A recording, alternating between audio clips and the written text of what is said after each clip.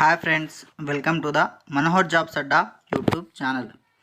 Jio number 46ను యథాతథంగా కొనసాగించాలి. ఓకేనా?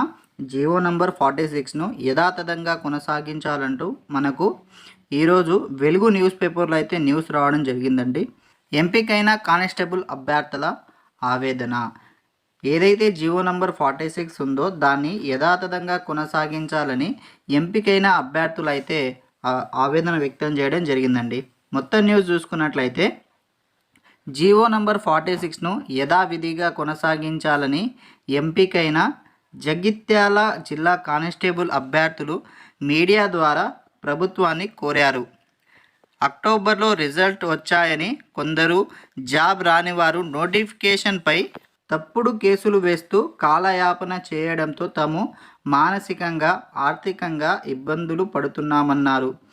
జియో నంబర్ 46 వల్ల 95% స్థానికులకే ఉద్యోగాలు వస్తున్నాయని, ఈ లెక్కన గ్రామీణ ప్రాంత వాసులమైన తాము ఉద్యోగాలు పొందగలిగామన్నారు. ఏదైతే జియో నంబర్ 46 ఉందో దాని ద్వారా గ్రామీణ ప్రాంత ప్రజలైతే వాళ్ళకు ఉద్యోగాలు వచ్చాయంటూ ఇక్కడ తెలపడం జరిగింది.